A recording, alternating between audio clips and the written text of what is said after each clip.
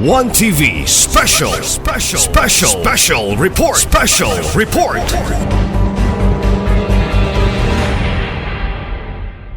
The city government, in partnership with our law enforcement agencies, intensified police visibility around schools, implemented traffic management during school openings and even during dismissals, strengthened security coordination with the barangays, DPACs, during school events, promoted crime prevention education, and ensured efficient emergency response coordination.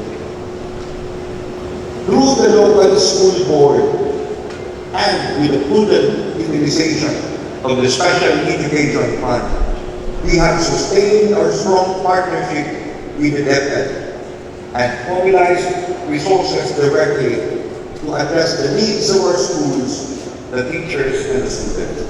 We have strengthened multi-sectoral partnership, intensified resource mobilization to various city departments, and continue to provide technical assistance to our schools, proving that education is truly a shared responsibility of the entire community. Today, we proudly witness the fruits of this continued collaboration.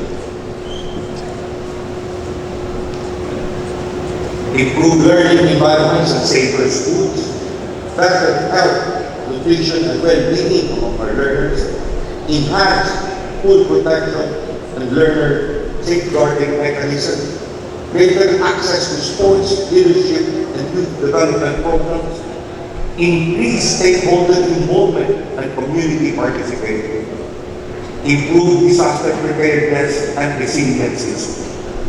Because the legacy of Ascenso lives on in every classroom that inspires learning, in every teacher who molds young minds, in every scholar who pursues a brighter future, and in every child whose dreams are made possible through the power of education. But our commitment to our youth extends far beyond classroom training centers. Through the office of the Sangguniang Kabataan Federation, we strengthen our youth leadership through the conduct of leadership training education program and the SA mandatory training program, equipping our young leaders with the knowledge, skills, and values necessary to become effective partners in governance and community development.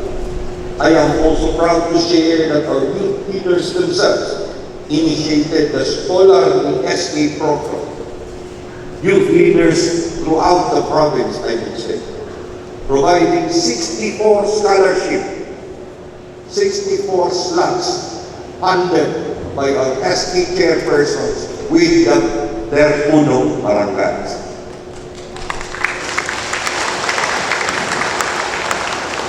Our youth have likewise brought honor to our city. The Sangguniang Kabataan Federation of Rizal City was recognized, or should I say, has been recognized as the most outstanding SK Federation in Region 10 for 2 consecutive years, from 2024 to 2025. Likewise, Rizal City emerged as the overall champion of the Rizales Occidental Provincial Sports League, showcasing the remarkable talent, discipline, and determination of our young SK athletes.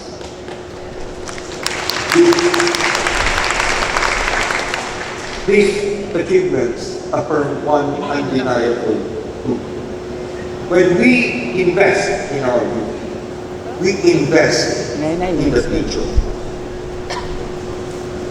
Every scholar, every sport, every youth leader we mentor, every young athlete we inspire, and every skilled worker we train brings us one step closer to an Usamis we envision. The city where opportunities abound, where dreams are nurtured, and where every young person is empowered to become an instrument of progress. Today, we do not merely count the number of scholarships granted or the amount invested, We count the lives transformed. We count the dreams made possible. We count the future secured. For when we educate our youth, develop their talents, and equip them with the skills they need to succeed, we empower our families and strengthen our growth. And when we empower our families and communities, we build a stronger, more progressive, and more prosperous society. As the great statesman Lorenzo F. Cañada once said, the youth is not only the hope of the future, it is the builder of the present and the guardian of the nation's destiny.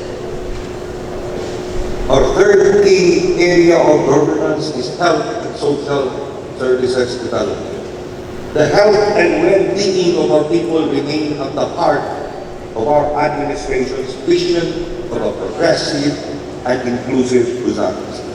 Guided by our commitment to provide accessible health care, strengthen nutrition interventions, and ensure protection for every sector of society, the city government of Buzangues continues to invest in programs that improve the quality of life and health care for every Buzangues. From January to May 2026, the City Health Office delivered a total of 12,523 general consultations, ensuring that the thousands of residents receive timely and essential medical services. Specialized healthcare services were likewise strengthened through 4,682 as can be seen there, consultations at Animal Biotreatment Center, the TB dogs, dental consultations, and family planning consultations. Altogether, these interventions translated into more than 27,000 healthcare services rendered to our constituents.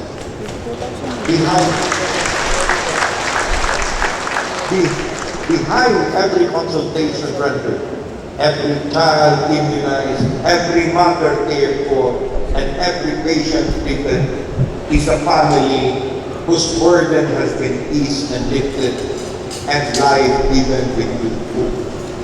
These accomplishments remind us that healthcare is not merely about numbers. It is about people, compassion, and human dignity. In addition, ensuring safe motherhood and healthy childhood remains a priority of this administration. During the reporting period, let me see how safe motherhood and healthy childhood intervention on pregnant women, safe deliveries, live births registered, mothers who have completed postnatal care visits, and for the newborn. Significantly, the 617 newborns were recorded with normal birth weights, reflecting positive maternal and newborn outcomes. Preventive health care programs also continue to protect our youngest citizens. The City Health Office recorded 683 children protected at birth, 628 fully immunized, and 49 children who completed fully the required immunization schedule under the Completely Immunized Child Program. Nutrition remains one of the pillars of our health agenda. Through the Operation Timbang Plus program, the city government monitored 10,369 preschool children aged from preschool and aged from 0 to 59 months, resulting in a continued decline in malnutrition prevalence across the city. Underweight prevalence significantly decreased from 6.35% in 2024 to 2.69% in 2026.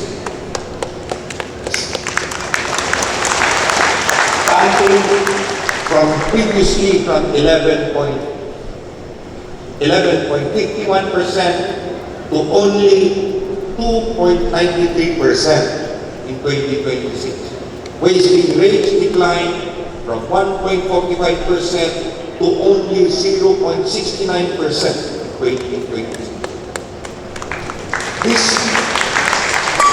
These accomplishments demonstrate that our nutrition interventions are yielding positive and life-changing results. Our city likewise sustained its supplemental feeding and maternal nutrition programs through a 120-day supplemental feeding program benefiting 414 children in 50 barangays and a 90-day feeding program for 249 nutritionally at-risk pregnant women. These remarkable efforts earned Ozamis City 4th place in the regional Nutri-Webby Awards Year 6. Our SM Lao Memorial City General Hospital also continued to be a vital pillar in healthcare delivery, recording 5,616 patient consultations and extended financial assistance amounting to 235,000 pesos to indigent patients. These accomplishments are the result of the dedication and unwavering commitment of doctors, nurses, midwives, nutritionists, hospital personnel, barangay health workers, barangay nutrition scholars, partner agencies, and all our healthcare frontliners who tirelessly serve our people day in, day out. For this administration, the essential brand of service is more than a slogan. It is a commitment to put people first, especially in times of sickness, hardship, and loss. For when our people are healthy, our families become stronger. When our families become stronger, our communities become more resilient. And when our communities are resilient, our city becomes more achieving, sustainable, and inclusive. That commitment is best exemplified in our Ascenso Ozamis Free Hospitalization Program, a program that has become a source of hope and relief to thousands of Ozamians. From January 2025 to January 2026, the city government of Ozamis extended hospitalization assistance to a total of 4,293 beneficiaries, with a total assistance release amounting to 84,026,529.49 pesos. In 2025 alone, we were able to assist 3,534 patients, releasing more than 64.69 million in medical assistance. During the first 6 months of 2026, despite the many challenges and increasing demands for healthcare services, we continued to extend to 759 beneficiaries the amount of 19.34 million pesos. These numbers represent more than statistics. They represent children who were given a second chance in life. They represent mothers and fathers who no longer had to worry about where to secure finances for hospital bills. They represent senior citizens who were able to receive the medical care that they deserve. These represent families who found hope because their government stood beside them during this most difficult times. Every peso that this government has invested in healthcare is an investment in life, in dignity, and in the future of our people. My dear fellow Osamistas, I am fully aware that many among us have been asking about the status of the Ascenso Osamis free hospitalization program, which was deferred and was suspended for a time. Let me assure everyone that our commitment to healthcare assistance for our people has never wavered. On the other hand, we recognize the need to strengthen the program and establish a more integrated system of delivering healthcare assistance. Today, I am pleased to announce that the accreditation phase with the provincial government of Misamis Occidental has already been completed. Hence, effective today, the city government of Misamis, together with the provincial government, will resume the Ascenso Osamis free hospitalization assistance services in both government and private institutions. This is together with our representative, the 2nd District, Congressman Sanso Bernardo, and of our Ascenso Pinoy representative, Attorney Henry P.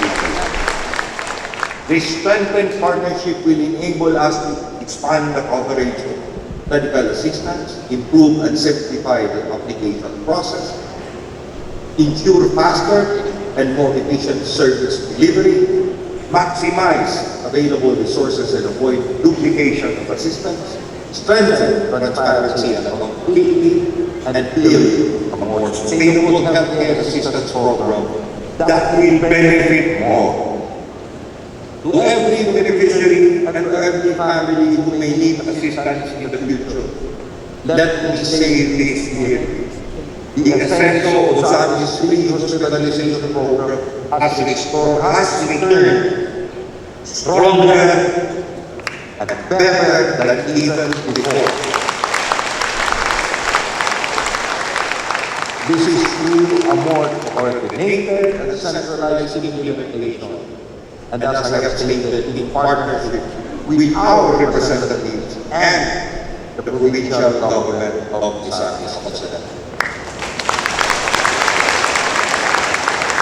Likewise, our commitment to our people does not only end in times of sickness. We understand that one of the most tragic moments any family can face the loss of a loved one. In those moments of grief and sorrow, government must also be present, not only as an institution, but as a compassionate partner. Through the Ascenso Burial Assistance Program, we have stood with the families, with these grieving families during their darkest moments. From January 2025 to June 2026, the city government extended burial assistance to 878 grieving families, amounting to a total of 12,865,050 pesos. In 2025 also, we assisted 614 families with financial support amounting to 8.89 million pesos. During the first 6 months of 2026, we continue to provide assistance to 264 families with support amounting to 3.97 million pesos. Please bear in mind that these figures represent grieving families who were given dignity in laying down their loved ones and putting them to the rest. They represent parents, spouses, and children who found comfort in knowing that the government was there to help ease their burden in times of immense sorrow. Taken together, these two flagship social protection programs, the Ascenso Osamis free hospitalization program and the Ascenso Burial Assistance program, have delivered assistance to 5,171 beneficiaries and families, with an aggregate total amount of 96,891,571 pesos released from January 2025 to June 2026.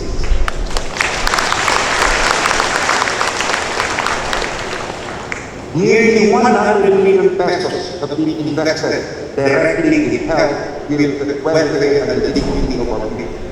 This is the true meaning of the Ascenso Plan of Service. A government that heals the sick, a government that comforts the grieving, a government that stands with the people in times of uncertainty and times of need. And above all, a government that ensures no Usamism will be left. As we continue to build a more progressive, inclusive, and compassionate city of Ozamis, let us remain united in our commitment to care for one another and to ensure that every family experience the genuine and compassionate service that we all deserve. Because in this administration, development is not only about infrastructure. Development is about people. Development is about hope.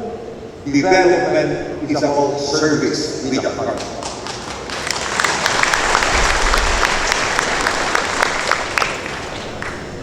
Another key area is infrastructure and urban development. The city government of Ozamis, through the City Engineering Office, continue to pursue sustainable infrastructure development by investing in projects that improve the city's infrastructure while creating safer, more resilient, and more livable communities. On road infrastructure and connectivity, which has remained the key priority, 8 major road projects amounting to 49,270,776 and 46 centavos, consisting of the completing and improvement of barangay roads in Silosa, Bulicay, Pinde, Kapukaw C, Talapa, Carmen Annex, Maningkol, and road widening project in Barangay Tiposo were completed. To strengthen water security, the city government completed 6 drainage and water system projects with a combined approved budget of 15,250,258.86 pesos. This included the rehabilitation and improvement of the slope protection at Malaobang Bridge, the riprap drainage canal at Purok 7, Barangay Gamo, elevated water reservoir at Barangay Sinosa, construction of reservoir at Barangay Trigos, construction of Barangay Gala water system, and the construction of elevated water reservoir with distribution pipeline at Barangay Coco. To promote safer communities and improve nighttime mobility, the city government implemented 2 major street lighting projects with a total approved budget of 28,450,000. This consisted of the installation of a street lighting system along the Ozamis Pagadian Road from Barangay Limaluna to Barangay Bañadero, and the installation of street lights within the central business districts covering various barangays. We are still in the process of continuing this. The city government likewise strengthened public service delivery through 5 major government infrastructure projects amounting to 35,190,478.55 centavos.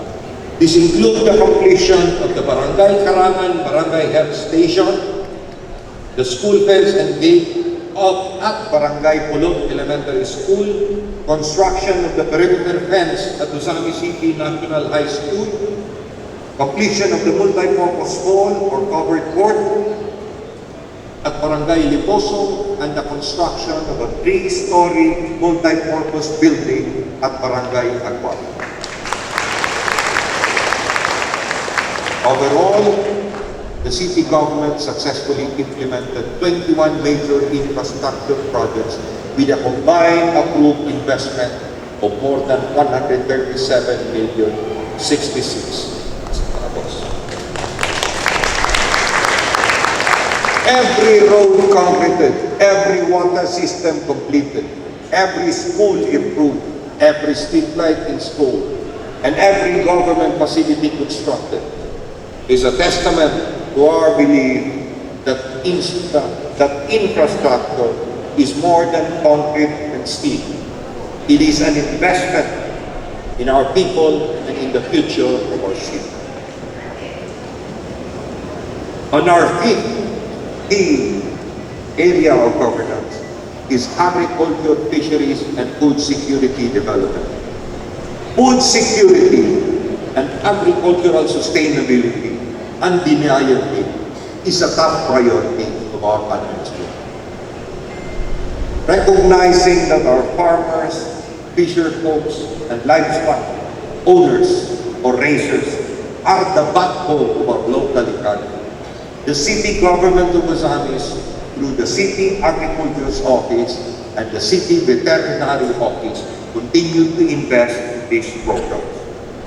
In direct coordination with the provincial government under the Ascenso Rice Farmers Full Assistance Program, or ARPA, the city government provided comprehensive support that is from land preparation up to post-harvest to our rice farmers through the first distribution of 3,334 bags of field rice, inbred seeds, and various fertilizer assistance across the cropping period from 2025 to mid-2026. 2. Direct financial assistance amounting to 11.02 million to farmers for land preparation and harvesting activities, benefiting hundreds of rice farmers throughout the city. Through the Rice Competitiveness Enhancement Program, the City Agriculture Office facilitated the distribution of intervention monitoring cards to 691 rice farmers, enabling them to receive 7,000 pesos each, or a total assistance of 4,837,000 pesos.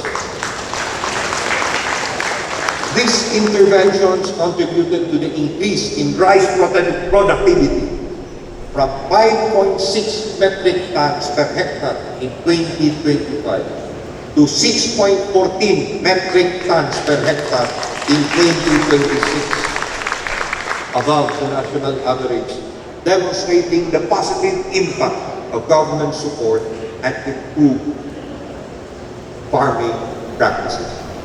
To further diversify agricultural production, the city government prepared 100 production packages under the Corn Development Program for corn farmers. The Coconut Development Program likewise distributed 14,051 coconut seedlings to 147 beneficiaries and 1,000 bags of agricultural salt fertilizers to 230 coconut farmers. Our Fisheries Development Program with the Department of Agriculture continued to provide assistance to municipal fisher folks through the distribution of 175 fuel subsidy cards worth 3,000 each, distribution of fish gear and seaweed farm implements, release of 130,000 tilapia fingerlings, distribution of 5 fiberglass boats. The city also successfully administered 490 fisher folks registration and the licensing permits thus required, generating revenues amounting to 88,706 pesos. The city government also facilitated implementation of 2 farm-to-market roads funded by the Department of Agriculture worth 40 million pesos. 10 million for the Abucao proper to Stimson Abordo Farm to Market Road, and 30 million for the Sitio to Minanos, Manaca to Labinan Farm to Market Road.